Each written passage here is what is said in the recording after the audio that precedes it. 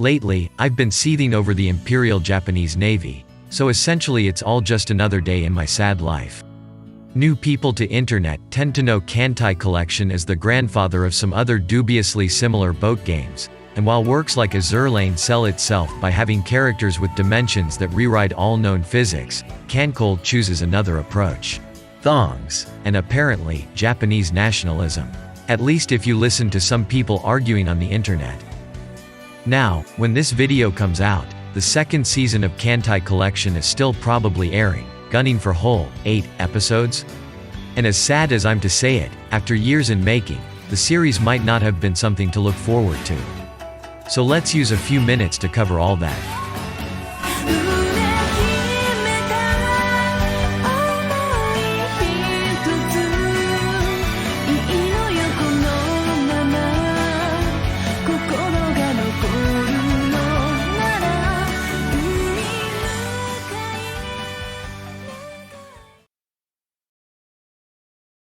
Let's briefly look at the development history of the second season. It's 2012. The world has just survived Mayan apocalypse, much to no one's surprise. In this post-apocalyptic world, there's an idea, some kind of an abstraction.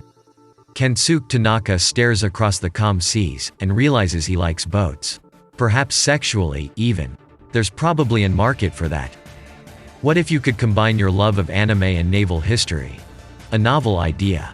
Kadokawa decides to give the project a chance, a very cool decision. I can't imagine a future where such a benevolent company would be, for example, known for some dirty business practices. Now, releasing in 2013, this browser-based game is to be called Kantai Collection, and it's free to play. Technically, at least. What's not to like? And make no mistake, the consumers do like it. In fact, the game becomes so popular that during the year of its release, the game already breaks million players, which exceeds all expectations. In fact, the servers weren't really even thought with this sizable player base in mind, so the game needs to expand. And expand it does. How about manga to accompany the game? How about some more manga and light novels? And that's just some of the official products. It becomes very clear that a large portion of the popularity is driven by the growing fanbase, who create their own art.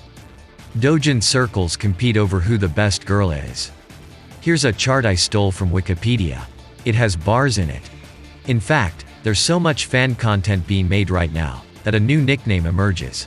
Some people are calling the series the Toho Killer, and some might even do so unironically.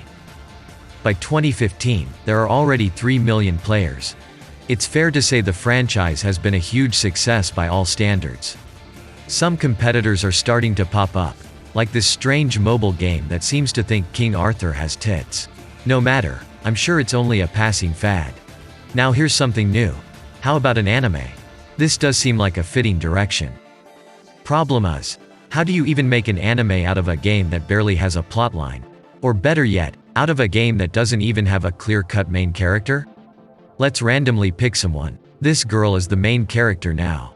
I hope you're happy with it. And as for the plot, we'll throw in some stuff that roundaboutly references the Second World War. You know, because the boats are originally from that era. The anime seems to be a success. It even competes with that King Arthur stuff in Blu-ray sales. So there's still more money to be made. Let's announce a sequel movie and a sequel season. People are getting pretty excited for that sequel. And then, there's silence. There's no news on the new season for a while. It seems to have almost disappeared. But hey, now that all those vague announcements give us this free time on the timeline, let's use this moment to look back at something we glossed over in the past. Something Kadokawa didn't want you to pay attention to. It's nothing big, just a minor publicity hiccup.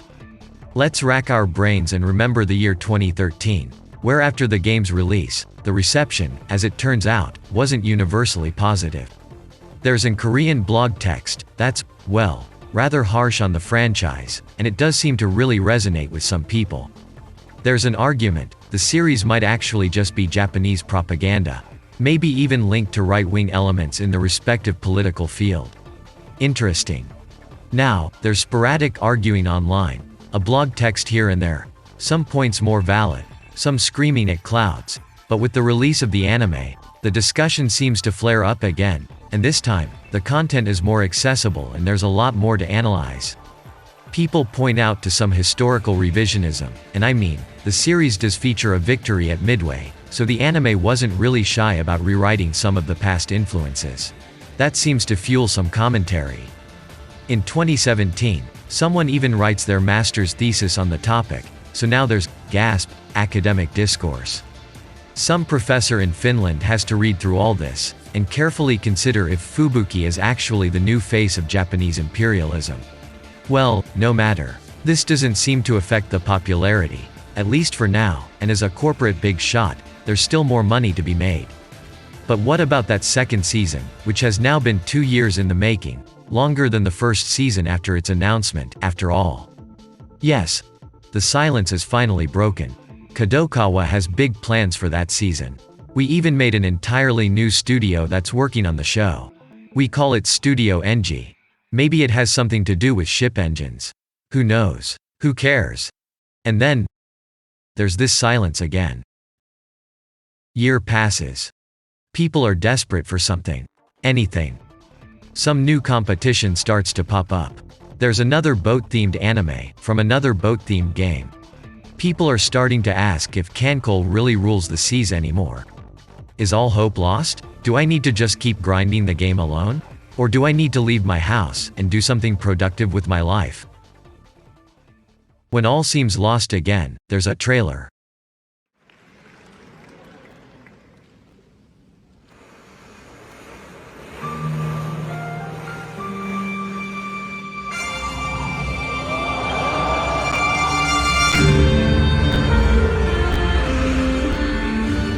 In 2019, KanColle Jazz Event reveals that, yes, the season is still in the works.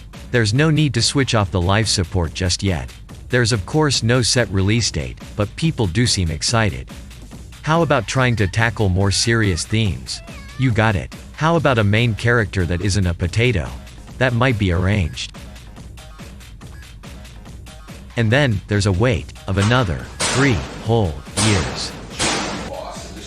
During this time, the main boat competitor has put out not only 1, but 2 animated series. What has Studio Engi even been doing all this time? I see. This wait, combined with the odd episode number, is enough to warrant speculation on if there are some serious underlying issues here. But hey, maybe none of this will be reflected in the anime itself. It is, after all, still a popular franchise, and something Kadokawa has invested time and care into. And the game is still doing good. Maybe we have nothing to fear. And finally, in year 2022.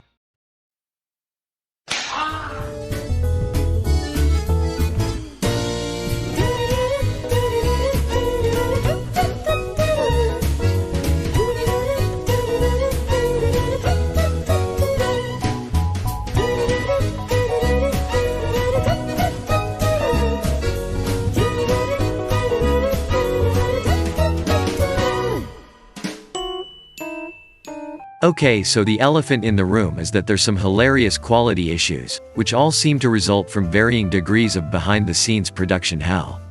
We obviously don't have all the inside scoops on what exactly went wrong, but regardless on who ultimately takes blame for the dipping quality and all release schedule issues, it's fair to say that Kadokawa has really managed to mishandle the IP this time around. But let's move to other things now.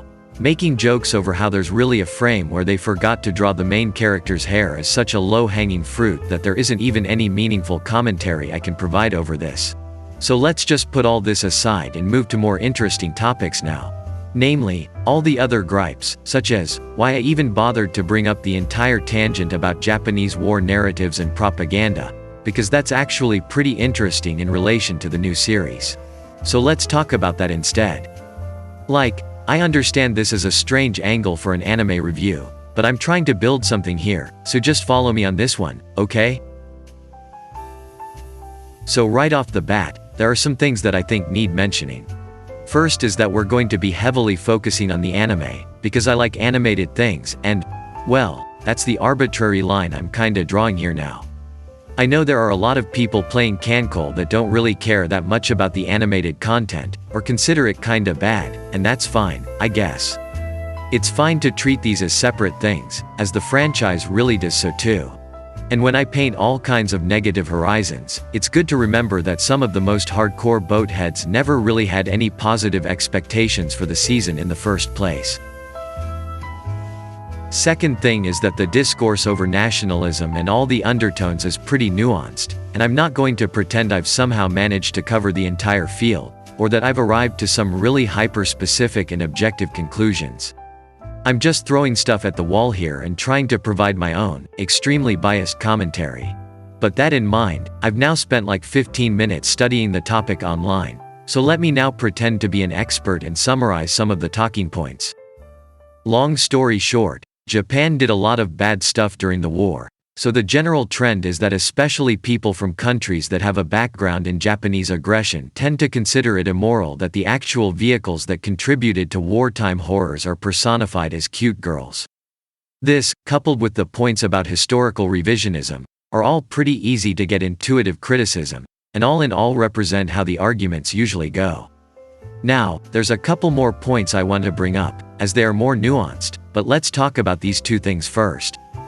Now, diving into the deep of it, while it's easy to claim the series glorifies Imperial Japanese Navy just because the cast is literally based on old Japanese ships, it's equally easy to understand that this sort of mechanical personification of objects of war is strongly linked with overall Japanese military otaku culture, and it doesn't necessarily correlate with the strict political views the work is trying to convey. And here's the thing. Some texts I read online took the stance that Kantai Collection is somehow unique when it comes to this approach to military history, but that has never really been the case, and both the mechanical fascination and military personifications aren't really a new or inherently KanColle-linked phenomena. Now, going a bit further, you could, if you wanted, apply this criticism as a baseline to most of the commercial representation of war, including Western movies, video games, what have you. If the main argument is that it's immoral to make objects of war entertaining, the process of portraying war on screen becomes a hotly contested topic, as most fiction, by definition, strives to be entertaining out of commercial realities and whatnot. Essentially, this is the same old, does a true anti-war film exist, talk, which, of course, is nothing new on the media field, and opinions naturally vary. So, to sum this point up, whether this mechanical fascination and the larger otaku culture in itself is inherently problematic, or glorifying war as it is of course a contested topic, but chalking it all off as conscious propaganda is somewhat reductive in my opinion, as there's obvious overlap with general interest in history field, for example. And, going off on a tangent, I feel like the reason why KanColle gets so much criticism over this is because, firstly, it's a really popular franchise, and secondly, the criticism is mostly non-Japanese talking points, and let's put a pin on that, seems to coincide with a lot of the general anti-anime and anti-weeaboo discourse. If you already as a baseline think that a lot of Japanese media is kinda strange, and let's be real, there exists a strong undercurrent, especially in the media environment of the early 2010s, that Japan does a lot of really strange and quirky stuff, then you're much more likely to be super critical over KanColle, instead of, say, the generic war film number 10,000 that hits the theaters in the West. I feel like the exception to this is the racial discourse, which flares up every time there's a big war movie in the West, and considering the political climate, that's natural, but again, it's a different form of criticism that Kantai Collection is subjected to. As for that pin, one thing you tend to notice while covering this discourse is that the Japanese themselves don't seem to participate as much in this discussion.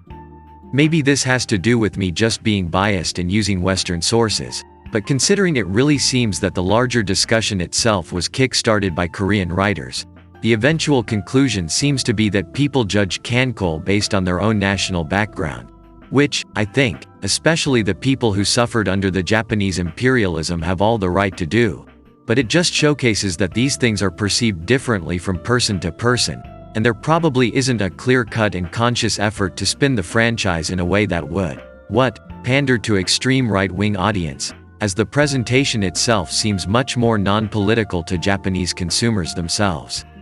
Now, is that an indicator of an already existing radical nationalistic climate? I honestly have no idea. I guess you could make the argument that works like Kantai Collection wouldn't see the light of day if the political climate in Japan was wildly different.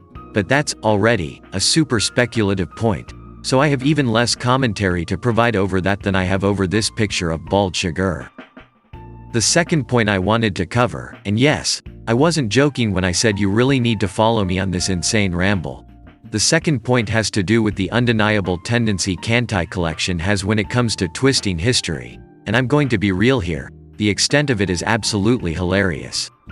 Even the second season, which, as we'll soon discuss, makes an attempt to sell itself by being more on point when it comes to sticking to its influences, whatever that in the context of Kantai Collection even means. This season cannot really keep its sticky hands away from tweaking the Japanese national traumas in all sorts of wild ways either.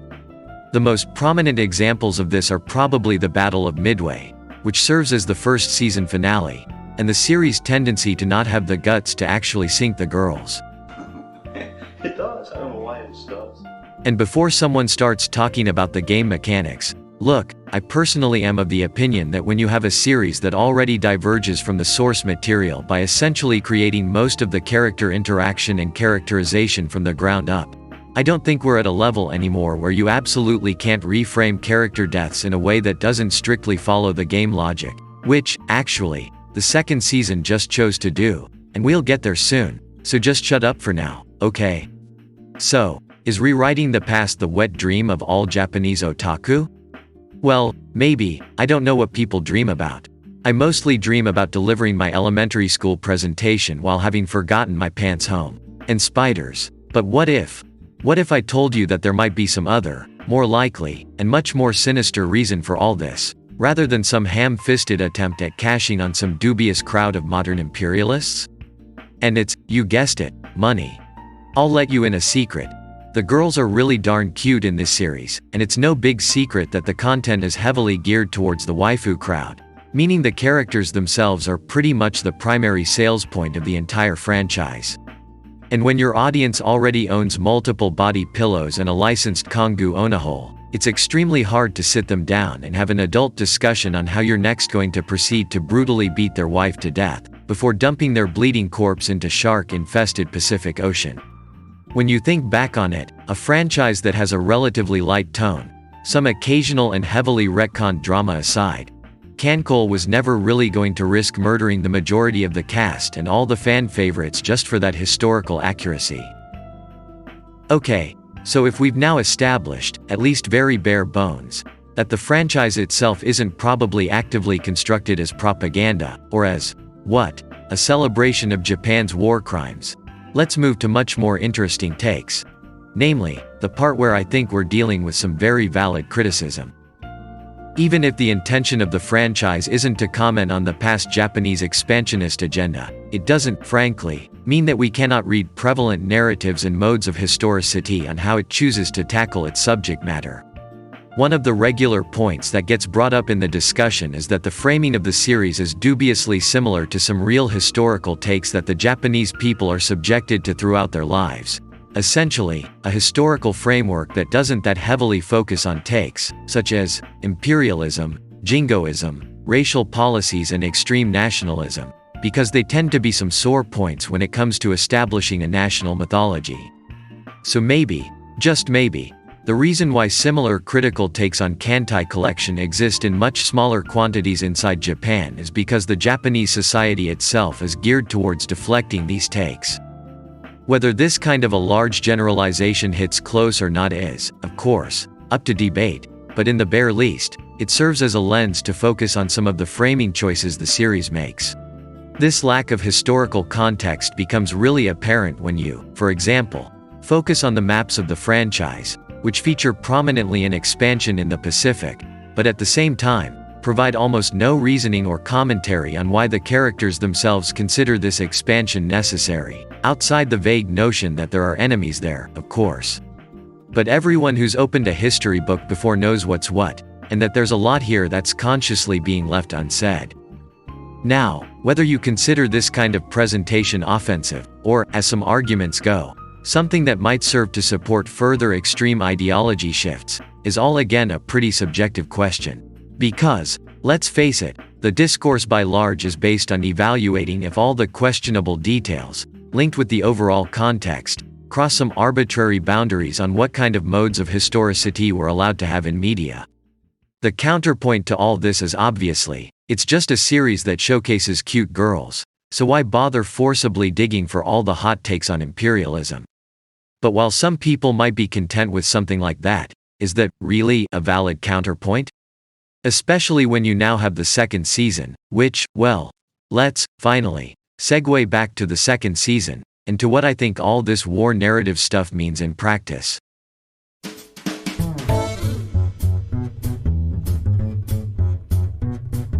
It's of course really apparent that the production issues and the abhorrent scheduling weigh on my review pretty heavily, but links to real history are another part in all this. You see, there's this thing that the season tries its best to do. Not only does the series ham up historical accuracy, even extending to the actual name of the season, which obviously links it closer to real historical events, it's pretty clear that there's now an attempt to convey more serious tone. If you've seen the episodes, it should be pretty intuitive to catch on to what I'm referring to, but to cover some aspects shortly.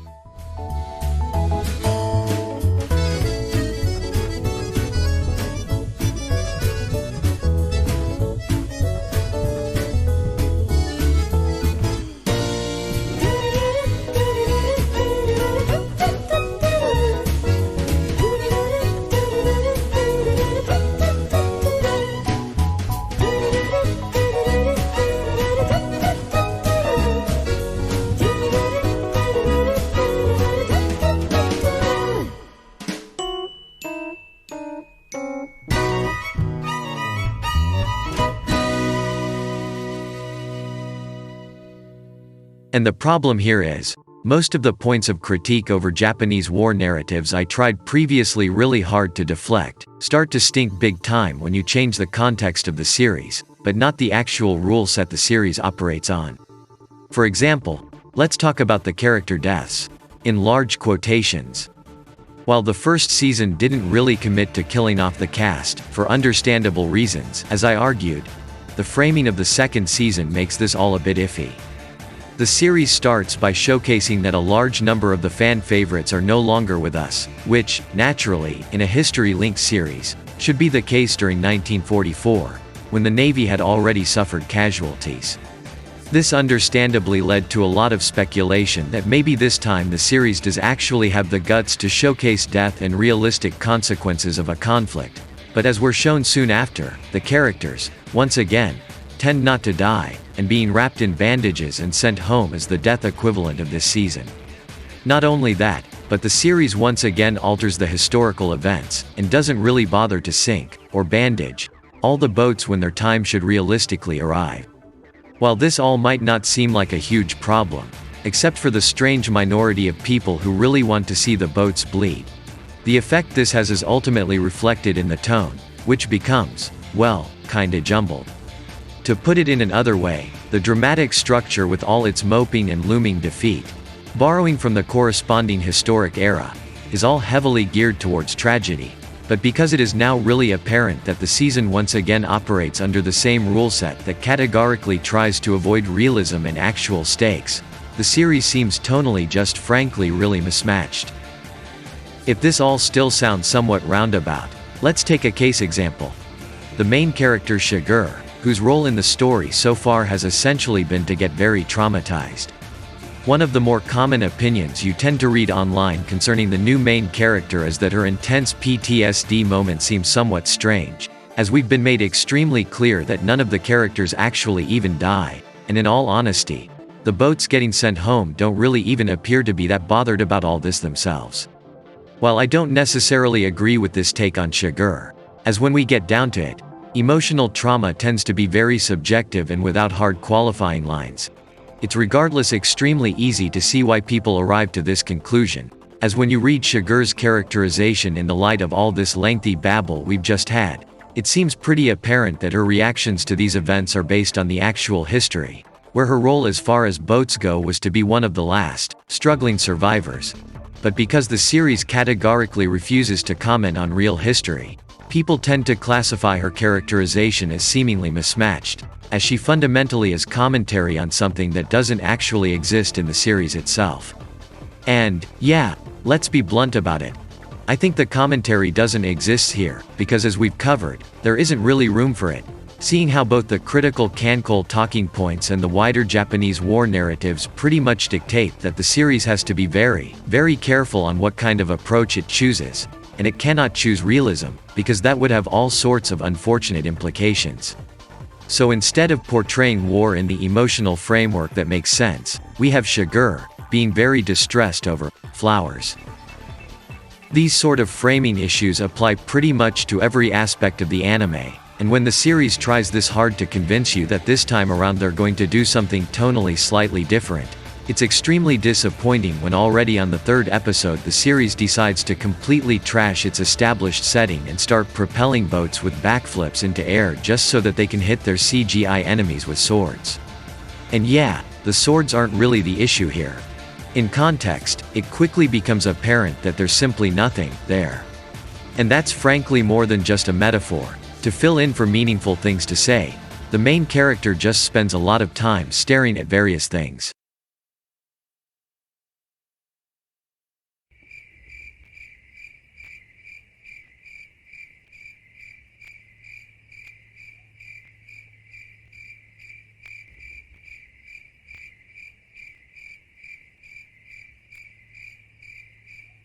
It's just, there's nothing meaningful here. This larger discrepancy of trying to be more heavy, while at the same time being inoffensive enough, twists the series into just another cynical reminder that Kantai Collection deals with so sore points in the Japanese war narratives that it will absolutely never ever commit to offering any real insights into the Second World War. No matter how hard it tries to bait you with various, largely cosmetic features and advertising campaigns. It will never do so, because it would make the series, or let's say, elevate the series, into something that's more controversial than it already arguably is. And, here's the thing. This shouldn't really be that much a surprise to anyone, as nothing in the series, all marketing aside, has ever really given hope for an actually grounded series. But in a way, seeing all the criticism that KanColle already receives for its historical takes, this second season would have been the perfect place to address its own complex relation to history, and maybe even participate in all this combative political blog posting by taking an actual stance in regards to all the criticism the series receives for its supposedly propagandist presentation. Something like that was, of course, a naive hope. But at least we have the cute girls, right? Well, no, actually, you see. The decision to give the series this mismatched tone pretty much means that mostly everyone walks away disappointed. While the series is seemingly created as pandering to history nerds, people in it for the more serious tone or more historical approach will probably end up being disappointed with the various rewrites and the general tendency to be really roundabout. But, as it is, the people who previously enjoyed Kantai Collection just as a platform to showcase girls will also end up being disappointed, as the more dramatic structure falls really far from what the previous season was, with all of its slice of life segments and a more diverse cast focus. So in short, if your entire shtick is that you're too scared to really comment on the actual subject matter of your series, just stick to showcasing those cute girls, and don't straddle that line, as that just makes everybody sad. And it's not like they had to go really hard with the commentary either. Just look at some other military otaku targeting series like Girls und Panzer, that despite being very lighthearted and not at all history-based, still manages to land points of commentary on, for example, the absurdity of dictatorship, without skirting around the issue like it's afraid of being cancelled. And look, the bottom line is, even if you disagree heavily on all this, even if you're of the opinion that the historical representation here is just fine, and that the series is exactly what it was advertised to be, and that all this commentary over Japanese society and media critique essentially boils down to personal insanity. Even considering all this, there's still the fact they forgot to draw the main character her goddamn hair. So I will absolutely die on this hill, forever claiming that the anime just happens to be kinda bad. For me, the anime has been an indicator that Kantai Collection, for all that it's good for and all that it's bad for, will never be willing to change.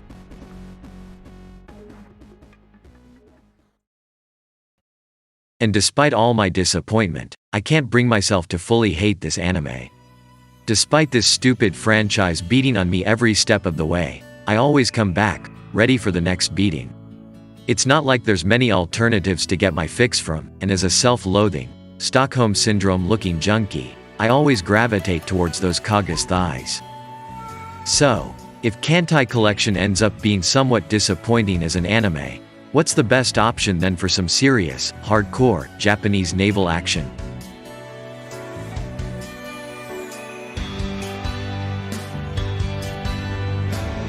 Nah, it's still Zipang.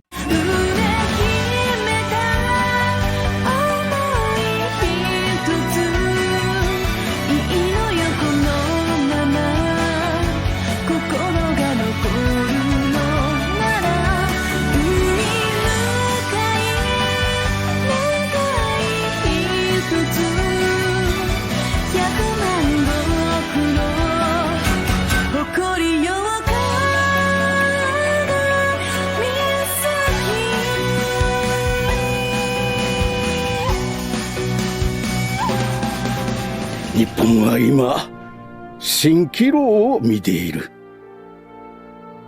身に合わぬ帝国主義という衣を着るために、軍部独裁の流行に踊っているのだ。目が覚めねばいずれ滅びる。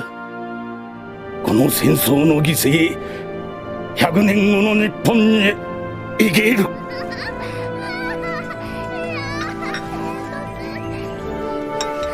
鍵捜査という人物